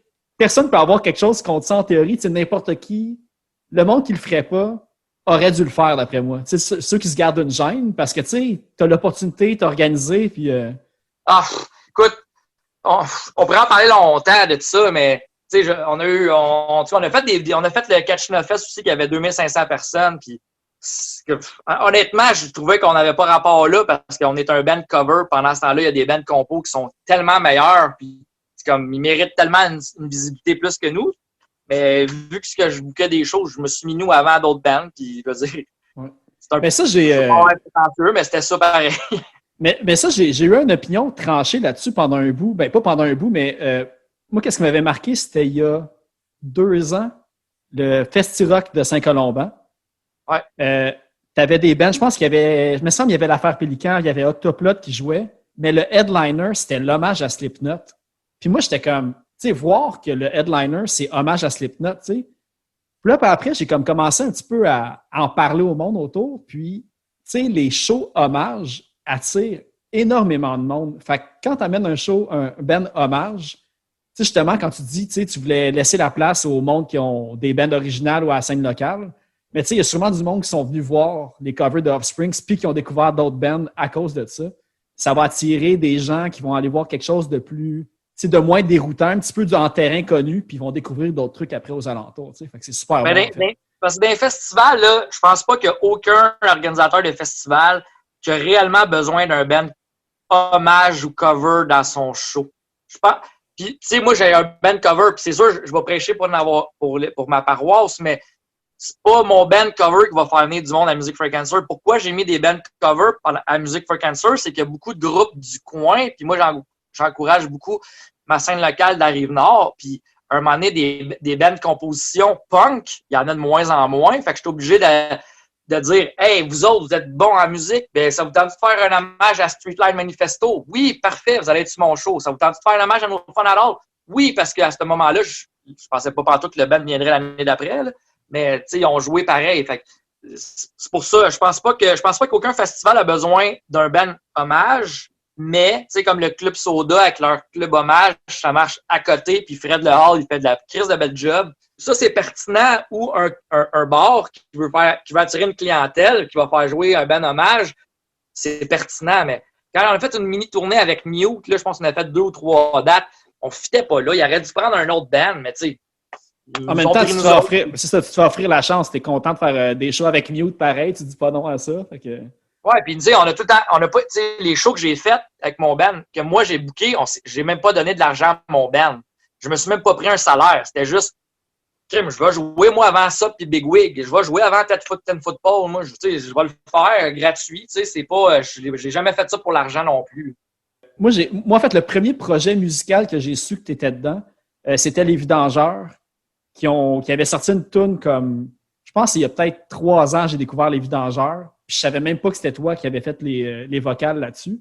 Comment ça s'est... Il y a 2 CD. Il y a le premier CD que je suis dessus, puis après ça, j'avais plus de temps, fait qu'ils ont pris une autre personne pour me remplacer. Ouais, celui, ben c'est... ça sent le bonheur, dans le fond, en 2007. Comme là, quand j'ai fait jouer... on a fait jouer Qui perd gagne, comme tune d'intro. Ouais. Justement, j'ai oublié de dire que c'est toi qui chantais, mais c'est ça, c'est toi qui chantes sur cet album-là. Ouais, c'est ça. En fait, ça a donné que le bassiste dans mon band, Hommage à Offspring, il dit « Je suis en studio avec mon band, on n'a pas de chanteur, tu veux-tu venir le faire? » Moi, j'ai l'habitude de faire du Offspring. Je dis « Je peux bien venir le faire. » Il dit « Viens juste pour une toune. » On a fait la première toune. Je pense que c'était Qui perd gagne, justement, la première toune. Puis ils ont fait après crime, ça marche, ça le fait. Je pense pas que je suis exceptionnel, mais genre, ça le fait. Puis ça a continué. J'ai fait l'album, puis après ça, là, ils ont voulu aller plus loin, mais moi, je leur avais dit, je peux juste faire un album, j'ai pas de temps. Puis quand ils ont décidé de vouloir en faire plus, ben moi, j'ai quitté parce que j'ai dit, je veux pas être un fardeau. Puis là, ils ont demandé à quelqu'un d'autre de prendre ma place. Mais tu sais, c'était un projet le fun. Moi, je voulais juste faire un CD avec eux autres, puis je trouvais que ça, au moins, c'était bien structuré, c'était des bonnes tunes, c'était humoristique, c'était un mélange entre les 3 accords puis vulgaire machin. C'était pas, il y avait pas de prétention là-dedans. Là. Puis moi, quand j'ai entendu cet album-là, j'ai fait, je comprends pas pourquoi il n'y a pas plus de monde ou que ça n'a pas fait plus de bouche à oreille que ça, tu sais. C'est drôle, c'est catchy, tu sais, c'est joyeux, c'est un super bon punk rock, là, vraiment comme attirant. Ah, ben, je vais te dire, donne le crédit à Jimmy Perron, parce que c'est tout lui qui a écrit l'album, puis Jérôme Raté, c'est tout lui qui a écrit les paroles, fait que, puis je pense que j'ai rajouté une couple de lignes là-dedans, mais à la base, c'était tous eux autres. Moi, j'ai juste été l'interprète. Fait que, c'est les autres. En plus, ben, récemment, ça doit être eux autres aussi qui composent encore les chansons, mais là, il y a eu, j'ai juste comme le lapin en tête, mais là, en ce moment, la personne qui est au vocal, ben, je sais pas si c'est encore le cas, là, mais c'est Jean-Sébastien Cyr, le chanteur de Long Story Short. Ouais, je pense que c'est encore lui. C'est encore lui, c'est ça. Parce que je sais que c'est un projet qui est comme on and off. Pas on and off, mais tu sais, ils font pas nécessairement de show de méga promo non plus, les Vidangeurs. Là. Mais je sais que c'est...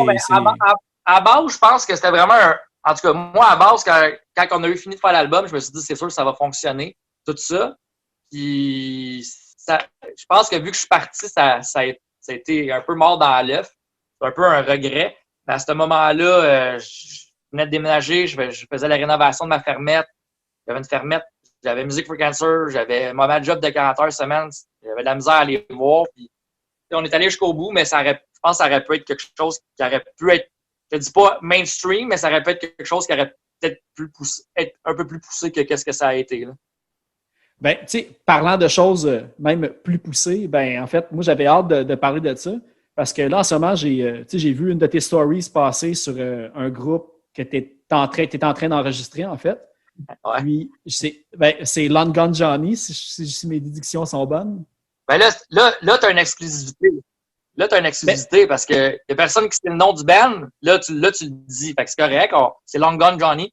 Mais pourtant, je l'ai trouvé, je me semble, c'est sur une de tes stories ou de quoi. Fait que je l'ai trouvé sur les internets. Fait que... Je l'ai mis sur Instagram, mais genre, j'ai sorti la toune sans le nom de band. Puis il y a peut-être une semaine ou deux, j'ai rajouté le nom de band.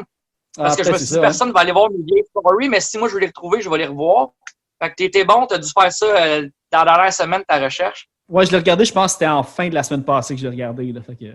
Ouais, c'est ça. Ben, en tout cas, ouais, c'est Long Gone Johnny. Puis c'est un band, en tout cas encore là. En 2016, je me suis séparé, puis moi, j'écris juste de la musique quand je vais pas bien. Quand je vais bien, j'ai 1 million d'autres projets, mais quand je vais pas bien, je prends ma guitare, puis j'écris des paroles, puis je suis allé chez Vincent Côté, qui était à Blainville à ce moment-là. Là, il y a son studio à Sainte-Sophie, mais à ce moment-là, c'était chez ses parents. Vincent Côté, c'est lui qui a enregistré La Pélican, Down Memory Lane, puis tout ça. Ouais. C'est lui. Fait qu'il dit, je dis, on peut-tu se voir, puis lui aussi, il filait pas. Fait qu'on a fait comme, je pense, honnêtement, 12 maquettes en 1 mois, on se voyait tout le temps. Puis la toune que je t'ai envoyée, là, que tu as entendu tantôt, est née dans ce moment-là, mais c'était juste une maquette. Puis on a laissé ces maquettes-là. Tu sais, moi, j'ai repris ma vie, puis lui aussi. Puis on avait ces 12 maquettes-là chez eux qui servaient à rien. Puis il y a peut-être, je sais pas, il y a peut-être avant l'été, pendant le confinement, j'étais un peu déprimé, puis je me dis, parce qu'on était tous déprimés, je pense, le monde en show business. Là. Puis j'avais une discussion avec Vincent de Our Darkest Days, puis il disait, toi, Jay, tu joues de la musique? Puis je dis, ben non, la dernière fois que j'ai fait un projet, c'était en 2016, puis il dit, je peux ça entendre. Je l'ai fait entendre, puis il dit, crime, c'est vraiment bon. Aujourd'hui, quand tu écoutes la toune, c'est vraiment bon. En tout cas, moi, je trouve, honnêtement, c'est vraiment bon. À ce moment-là, il n'y avait pas de bassiste, il n'y avait pas de solo, là. C'était genre... Puis il y avait encore moins de drum. Le drum, c'était du électronique. Fait que là, je l'ai fait entendre à plein de monde connu. Les gars de Millencolin, de Rise Against, de 88 Finger Louis. Je l'ai fait entendre aux gars de Sub. Je l'ai fait entendre à plein de monde. Puis moi, mon band préféré dans la vie, c'est Cigar. Puis le drum, puis Rami, le chanteur, il dit, mais c'est bon ton truc, qu'est-ce que tu fais? Je fais, ah, merci. Je l'ai fait entendre au bassiste, puis le bassiste, il dit, ben, si tu pars un band, moi, je vais être ton bassiste. Attends, tu comprends? Attends, tu comprends pas, là. Moi, chez nous, j'écoutais Rancid ou Cigar parce que dans les années 2000, si tu veux entendre un bassiste qui était bon, il fallait que tu écoutes ces deux bands-là parce que le reste, le punk, c'était 4 accords comme Blink, puis c'était bien ordinaire. Ah ouais, c'est une machine, ce gars-là. En plus, je pense qu'il est comme prof de bass, puis tu sais, c'est un génie de la bass. De ce que je vois, il vit juste de ça, même si Cigar ne tourne pas tout le temps, là. Lui, sa profession, c'est bassiste professionnel, dans le fond. Ah ouais, c'est comme, quoi? Il dit, qu'est-ce que tu veux que je fasse? Je dis, ben, pour vrai, attends, mais tu comprends pas, là. Moi, dans la vie, là, je me tiens avec plein de bons musiciens, fait que je suis pas bon musicien. Fait que j'ai envoyé à Toon dans son studio, là, ça y a pris, je pense, 1 mois. Un moment donné, je pensais qu'il aimait plus à Toon, fait qu'il nous envoyait pas à la bass, mais il voulait vraiment faire les parts comme il faut. Puis un mois plus tard, je reçois la bass, putain. Fait que là, Vincent, il met ça à Toon, c'était fou. Là, Vincent, il disait, on va racheter des passes de drum. Puis je vais faire des petits solos à la Vincent dans la toune. Puis là, je fais comme, wow! Puis là, on n'avait pas de solo. Puis là, on a demandé à du monde de le faire. Puis finalement, ça n'a pas fonctionné parce que le décalage horaire, en tout cas, c'était une personne connue. Puis le décalage horaire faisait qu'en sorte qu'on n'arrivait pas à trouver les trucs. Puis Vincent, c'est vraiment un picky dans la vie. Puis s'il y a des ghost notes, des trucs de même, il capote. Fait qu'on a demandé à un de nos amis de faire un solo dessus, puis ça a donné le solo que tu as entendu tantôt. Puis c'était là, on a la toune, puis là, j'ai envoyé ça à plein de maisons de disques, puis les maisons de disques font comme, si tu fais un album, on le distribue. Là, je suis comme, what? C'est genre une toune, mais on a comme plein d'autres maquettes. Fait que là, ça a comme, Jason, il a dit, ben moi, je continue avec vous autres. Fait que le band, en fait, c'est moi puis Vincent Côté, on fait tout. Après ça, on envoie la toune au bassiste, lui, il fait sa partie. Puis on va tout le temps avoir un musicien invité à voix ou à guitare ou à solo. C'est ça le projet. Mais tu sais, Vincent est occupé, moi je suis occupé, on veut pas faire de show avec ça. C'était vraiment, si Jason embarquait avec nous autres, c'est parce que lui non plus voulait pas faire de show, parce que c'est un projet démo, un projet maquette de faire ça dans notre maison, puis on a du fun.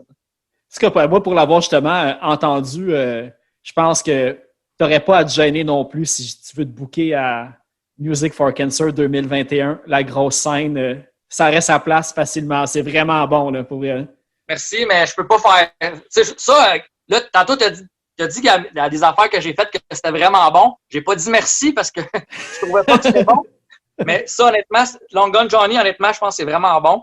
C'est pas pour être prétentieux ou whatever, parce que je suis tellement pas prétentieux dans la vie, mais je suis fier. Je suis content. Cette tune-là, je suis content qu'elle existe. Puis je suis content que Vincent, puis Jason, puis Martin ont mis leur grain de sel, parce que il y a tout là-dedans. Il y a des lignes de bass, il y a des solos de drum, il y a un solo de guitare, puis il y a des harmonies de voix, puis tu sais, c'est cool. Je pense que même la rythmique des passes, des fois, comment que ça coupe et que ça repart. Non, c'est vraiment une tune complète, complexe. Puis c'est à la Sum 41. Ben, il y a même, moi, je trouvais comme dans les harmonies vocales du refrain, il y avait des trucs qui sonnaient un petit peu, tu sais, Offspring à un certain point. Tu sais, je dirais dans tu sais, X in the Umbre, pas que ça sonne Offspring, mais il y avait de quoi qui déteignait un petit peu, je trouvais, mais c'est vraiment, ouais, moi, j'ai vraiment été impressionné. Je vais jamais enlever cette influence-là que j'ai eue pendant 15 ans de faire un band hommage à Offspring. Puis, c'est sûr que j'ai ça, j'ai la voix aussi pour, j'ai une voix haute pour habituellement, je fais des armes. Tu sais, c'est moi qui fais les back vocals d'habitude, tu sais, puis là, c'est comme moi qui lead voix, fait que pour moi, on dirait que j'assumais pas trop ça, mais finalement, je trouve que ça sonne quand même pas pire à la fin.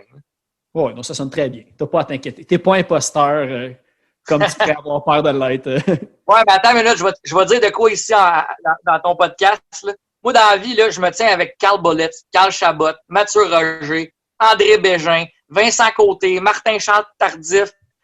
Tous ces gars-là là, sont 1 million fois plus talentueux que moi. C'est du monde qui baigne dans la musique depuis qu'ils sont jeunes. C'est du monde qui sont polyvalents dans tous les instruments. Moi, je fais des accords, je fais des power chords, puis je chante. À part le riff de base de cette tune-là que c'est moi qui ai fait, dans le fond, la guitare dans cette tune-là, c'est tout moi de A à Z, sauf le solo qui est Martin. Mais ces gars-là sont tellement talentueux, genre, je les regarde, puis j'ai des érections, là, genre, je capote, je comprends pas comment ils peuvent avoir des doigts aussi fluides, puis une imagination, puis une créativité, pendant que moi, je suis dans mon salon avec ma guitare acoustique, je fais 4 accords, puis je trouve ça bon. Là. Mais check, en tout cas, tu sais, moi, je vais laisser le monde juger, puis je pense pas qu'il y ait du monde qui... Je vois pas comment quelqu'un pourrait trouver pas ça bon, là, mais là, on sait pas au moment où on se parle, mais soit qu'en fin d'épisode, on va entendre l'extrait, tu sais, le teaser un peu de cette tune-là, ou la tune au complet selon les dates de relâche, là, parce que je veux quand même que tu contrôles ça. Mais juste dans l'extrait que tu m'as envoyé, si jamais c'est ça qui joue à la fin, je pense que le monde, ça va clairement piquer la curiosité du monde à justement aller écouter quand le tout va sortir. C'est cool. On entend la vidéo tu peux plugger Simon Pelletier, tu peux l'appeler et dire « Hey, c'est long! C'est parce que c'est moi qui fais ma princesse. » Ben en fait, moi, j'ai dit... il m'a dit que peut-être ça allait être fait en fin de semaine. Ben, j'ai dit « Ouais, ben moi, je veux passer la tune au complet. Fait que tu peux-tu te dépêcher, s'il te plaît, à finir la vidéo, tu sais? » Non, c'est ça, il disait qu'en fin de semaine, le gros, il allait être terminé. Fait que... Tu vas être le premier à l'avoir, la tune. Il n'y a personne qui l'a entendu à part mes amis proches puis des maisons de disques. Nice. Fait que, avec ce privilège-là, je peux juste dire au monde, restez alerte parce que quand ça va sortir, c'est clair que ça ne va pas tomber dans l'oreille d'un sourd. Là. Il y a plusieurs personnes qui vont accrocher, je suis persuadé. Ben, si tu aimes Sum 41 puis il y a un mélange d'Offspring puis un peu de guitare de Rise Against, tu vas probablement aimer Long Gone Johnny, mais c'est ça, on réinvente pas la musique, on fait juste de quoi qui est le fun, puis je pense qu'au final, ça donne de quoi de cool. Ben écoute, moi, j'ai plus d'autres questions, mais en fait, je sais pas s'il y a des trucs que tu veux plugger. Je sais que tu es avec la Fondation des Anciens du Canadien, que tu travailles un petit peu avec eux autres, la Société, voyons, je me trompe tout le temps, mais la Société du cancer canadienne. Fondation canadienne du cancer. Merci. Puis s'il y a d'autres trucs jamais que tu veux plugger, c'est ton moment. Allez encourager les bands locales. Allez encourager les bands que vous aimez, autant aux États-Unis, même si c'est des bands connus. C'est le message que j'envoie à tout le monde parce que moi, Music for Cancer, on n'a pas besoin de votre argent présentement. Il y a du monde qui en ont plus besoin que nous autres. Que nous autres. Fait qu'allez encourager eux autres. S'il y a une scène encore au Québec, c'est parce que vous la soutenez super bien. Soit avec mon festival, soit avec le Poudja Fest, soit avec Envol et Macadam, soit avec le 77. Continuez à encourager ces festivals-là. Moi, je vais toujours faire mon meilleur, le mieux de mon possible pour avoir des bands locales et de ma région, de la Rive-Nord de Montréal, pour jouer sur mon festival. Si j'avais de quoi envoyer dans l'univers, ça serait que les gros festivals fassent de même aussi avec leur scène locale propre à eux. Ça, c'est un gros débat qu'on pourrait avoir un moment donné. Je pense pas que c'est moi qui va changer la donne là, avec mon affirmation que j'envoie à l'univers, mais ouais, je pense que si tout le monde ferait sa part dans son coin du Québec, au Québec, ça va relativement bien, mais aux États-Unis, il n'y a plus de scène justement à cause que les gros bands viennent en tournée puis les promoteurs locaux ne mettent pas de bands locales. Puis je trouve que ça détruit ça. Surtout qu'à Sainte-Thérèse, nous autres, on a l'école à Lionel Groux qui a du monde en musique, en chant, en guitare, en drum. Donc, moi, avec Music for Cancer, c'est ma façon de montrer à ces gens-là, gars, tu as une plateforme ici, là, tu peux jouer sur mon festival si tu veux. Fais-toi un band, même si c'est pas du punk, tu joues du rock, du métal. J'espère que ça va inspirer des gens à continuer à jouer parce que je trouve qu'il y en a de moins en moins qui font de la musique avec des vrais instruments. Je pense que c'est plus rendu du DJ. N'hésitez pas à vous partir des bands. Ouais, puis avec la situation actuelle, au Québec, on va dire une scène punk quand même en santé. Je veux dire, pas du monde nécessairement qui vive du punk comme ça aurait pu être début 2000 dans les années 90, là, mais on est chanceux d'avoir beaucoup de place, beaucoup de bands pour jouer, que là, en ce moment, on ne sait pas comment ça va se terminer malheureusement à cause du COVID. Là. Mais allez voir les shows dans une petite salle. Si un soir, vous vous demandez quoi faire, au lieu d'aller prendre une bière à Taverne du Coin avec vos amis, faites juste comme regarder sur Facebook les calendriers, les événements qu'il y a. Des fois, il va y avoir des shows dans une salle que vous ne saviez même pas qu'elle existe, des bands que vous ne connaissez pas. Ben, prenez un risque puis allez voir ça. Souvent, c'est 5-10$ maximum. Puis même si, disons, les 3 ou les 4 bands sont poches, tu vas l'avoir eu, ta bière, avec tes amis. T'sais. Exact. Fait, allez-y puis achetez de la merch comme on en a parlé dans les derniers podcasts. Un T-shirt à 20$, une table de merch, c'est une carrière au complet d'argent de retour avec Spotify. Fait que ça compte d'acheter de la merch, des affaires de même. Oh oui, c'est pour ça que j'encourage le monde à le faire. Puis qu'est-ce qui est le fun au Québec aussi, là, c'est que il y a beaucoup de labels qui aident. Tu as Taznal Record, People of Punk Rock, tu as Dusty Wax qui vient de popper. Ouais. T'en as plein qui offrent des... Il y a Keep Hope aussi. Puis, ouais. Il y en a sûrement d'autres que j'oublie, puis sûrement qu'il y en a qui vont me taper ses doigts que je n'aurais pas nommé, mais là, on parle, puis ça fait longtemps qu'on parle, puis j'essaie de faire ça short. Mais tu sais, encourager ces labels-là aussi parce qu'ils les aident, les bands locales. Il y en a beaucoup qui sont super bons. Puis on est chanceux au Québec parce que des groupes comme 22 qui étaient là il y a 20 ans sont encore là maintenant. Puis, tu sais, il y a eu les Marmottes aplaties qui ont joué à Music for Cancer en 2019. Ils sont encore là. Ils étaient là il y a 25 ans. On est chanceux parce qu'on a encore le hype. Puis ces bands-là, ils sont encore pertinents aujourd'hui. Donc, encouragez les bands. Puis il y en a plein de bons, des nouveaux. Là. Il y a Down Memory Lane, j'adore cette band-là. C'est de la Rive-Nord, justement, l'affaire Pélican, on l'a nommé. Il y a eu The Speakeasy. Spade, Our Darkest Day, Itch and Go, Name It, Mute. Mais Mute, c'est plus vieux, là, mais des bands qui sont plus récents, c'est juste qu'il n'y a pas de relève. En bas de 25 ans, ça n'existe plus. Là. Fait que c'est ça. L'appel à lancer à tous, c'est de partir une salle all ages à quelqu'un qui a le temps et la volonté de le faire. C'est ça qui manque. Tu veux perdre de l'argent à la fin parce que c'est pas rentable. Ouais, c'est un smart drink, ça se vend moins cher qu'une bière. C'est un raid à 10$. Travailler au salaire minimum chez Jean Coutu, ça ne paye pas autant de bière qu'un ingénieur de 40 ans qui va encore avoir des shows punk puis s'acheter de la bière non plus. C'est ça qui fait vivre la scène encore. Ouais, c'est ça. Ah ben cool, Jay. Merci beaucoup d'avoir participé au podcast. En tout cas, il y a bien du monde il y a bien des affaires que j'ai dit dans ton podcast que j'ai jamais dit nulle part. C'était le fun, c'était fluide, là, mais tes questions étaient bonnes aussi, puis tu laisses parler. Là. Mais souvent, le monde a juste 10-15 minutes, puis il faut que tu condenses ça en 10-15 minutes. Mais avec toi, c'était le fun parce que ceux que ça leur intéresse de savoir qui je suis plus approfondi ou en fait plus Music for Cancer puis les projets qui s'en découlent, ben avec ton podcast, je pense qu'ils vont être bien servis s'ils ont 1 heure et quart de leur vie à écouter. Ben cool, ben pour vrai, Ben, merci beaucoup. Puis, on souhaite le meilleur pour 2021. Les gens, allez écouter Long Gone Johnny. Suivez ça. Ça va sûrement sortir relativement bientôt. Puis, justement, on va aller écouter My Crazy Ex pour terminer le podcast. Soit l'extrait ou soit la pièce au complet. C'est une surprise que même moi, en ce moment, au moment de l'enregistrement, je ne le sais pas. Fait que, à suivre. Yes, sir. Hey, cool. Il en faut plus de monde comme toi pour voir des podcasts, c'est cool. Ben, il y en a une coupe, mais il y a encore de la place pour en avoir. Là. Je veux dire, du bruit à mes oreilles, puis Punkcast, c'est des bons dudes, ils font de la bonne job, mais le but, c'est de promouvoir la scène, puis plus il y a de moyens de promouvoir les bands locaux, plus il y a de monde heureux. Ah, mais c'est toi le meilleur, les autres ils m'ont pas invité encore. Ah, c'est bon, l'appel est lancé. Je vais les taguer pour qu'ils t'invitent. Les ingrats. C'est bon? Salut, merci. Cool, merci. Ciao, là.